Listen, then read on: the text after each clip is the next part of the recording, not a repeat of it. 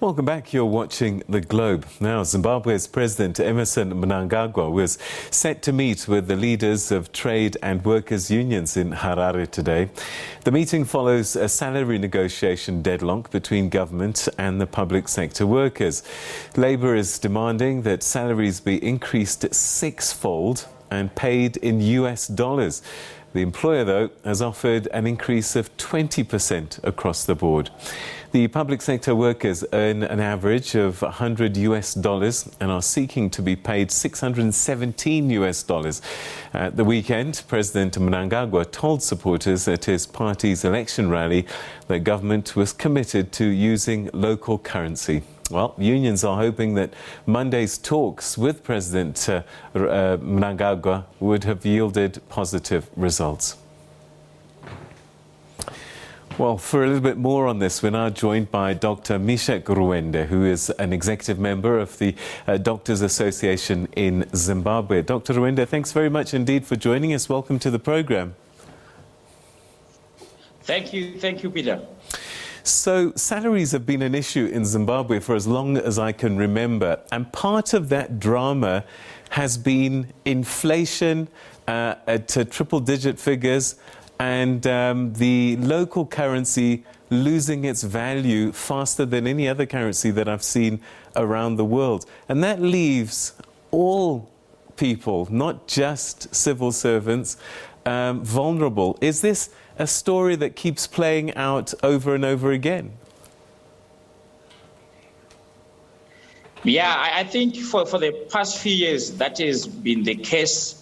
The salaries really have been very low, but we have been having various negotiations. The government and the various parties of representatives of civil servants have been having various negotiations. We've been seeing, of course, salary increases, but they are lagging too much behind with the current exchange rate.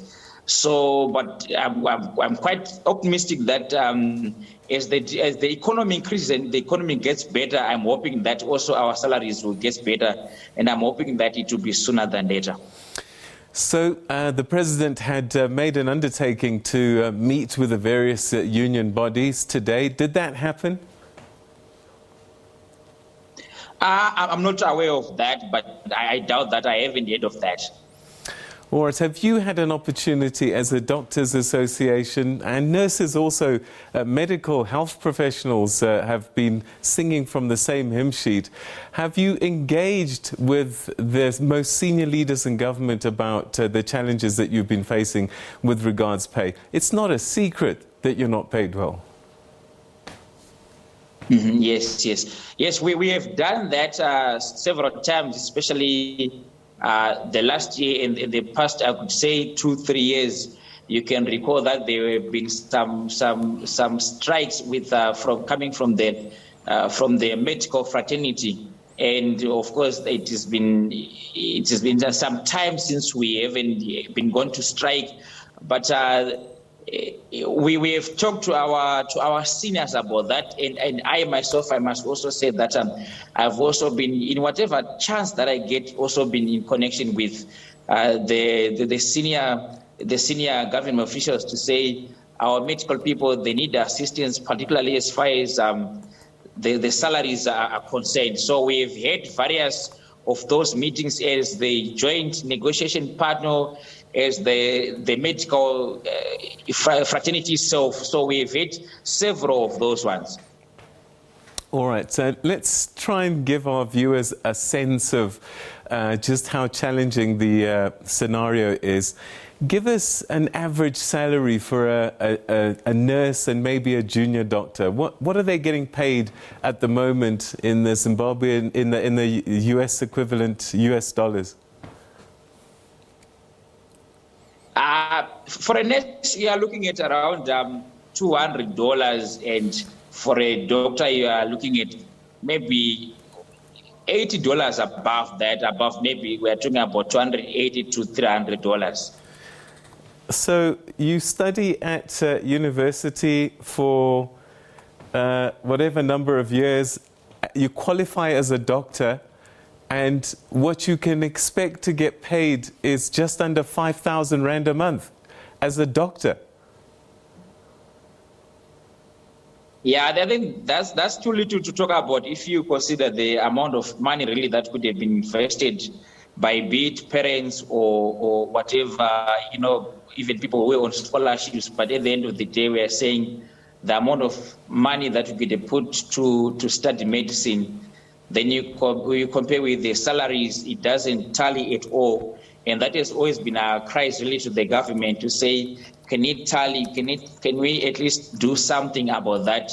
Especially, you are very much aware that I believe the education and the medical services are the key points. I'm not saying the other parts are not important, but those ones are the main key points. And I think their happiness as far as their remuneration is concerned is of very much necessity and must be taken very seriously. And with the recent increase that we got from the government, I hope that that's going to happen more and more quickly and within much shorter space of time, going hand in hand with the current prevailing rate.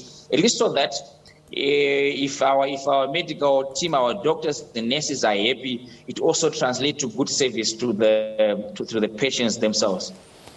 All right. So,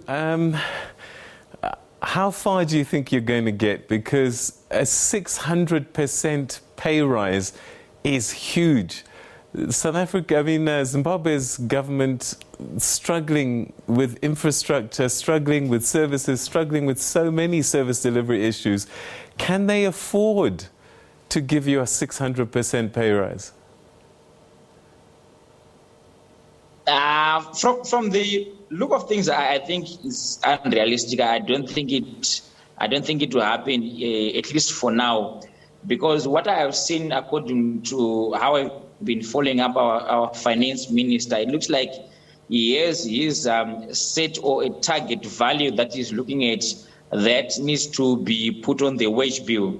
You look at, if I remember, what the last time was that he was putting 40% of the budget to the wage bill, trying to reduce it down from the around 90% which was there in 2016.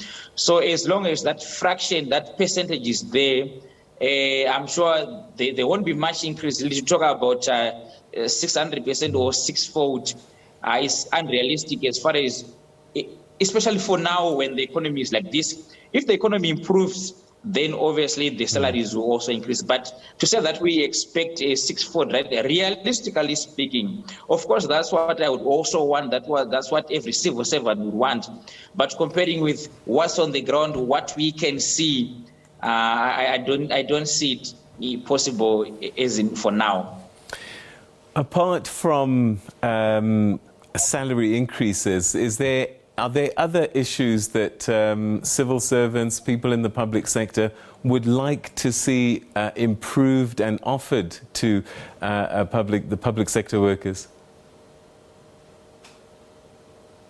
Yeah, I would think that they also need, I've talked about the key components of someone's livelihood, which is education and health. And I would suggest that if the hard currency is not there, then we may need non-monetary benefits.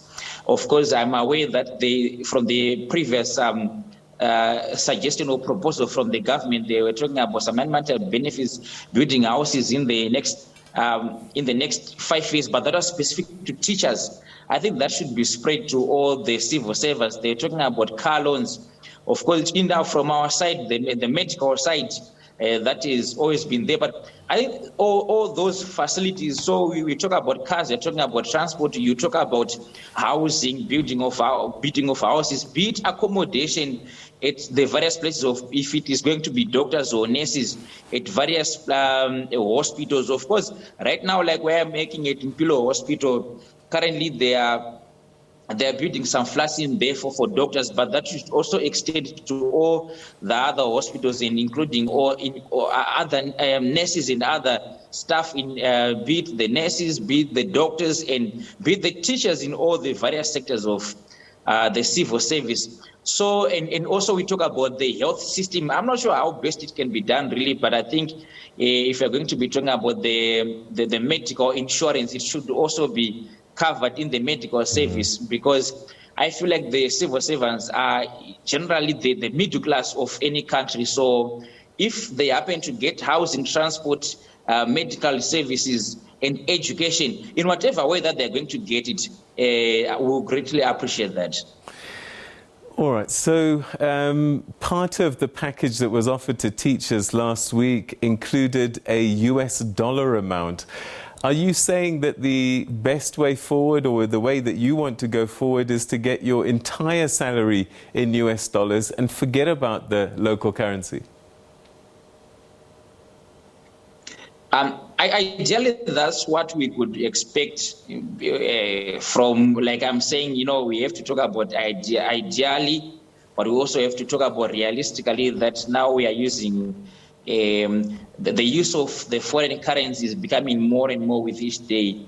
And also the issue of value, that it doesn't really lose value per given day. So we would think that that would be the best to have our salaries in foreign currency. But when you also look at it from what the government is saying, I'm not sure whether that would be possible. It is the best that we expect, but since they are saying they can't go out, they can't do away with the Zim dollar, I'm not sure how they are going to do it. So I think whether we're going to get the USD or the Zim dollar, but at the end of the day, it should allow me to cater for for the education of of the people of the people that are independent to me, and also even the health services. So if it's going to be the Zim dollar, then it has to tally well with the US dollar enough to cater for those basic services.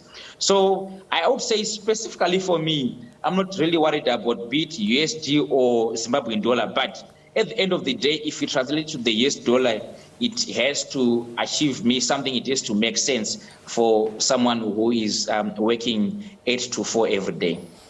Dr. Ruwende, we hope that your negotiations yield some fruit. Thanks very much indeed for joining us and shedding some light on the challenges that you're facing. Thanks for your time. Thank you.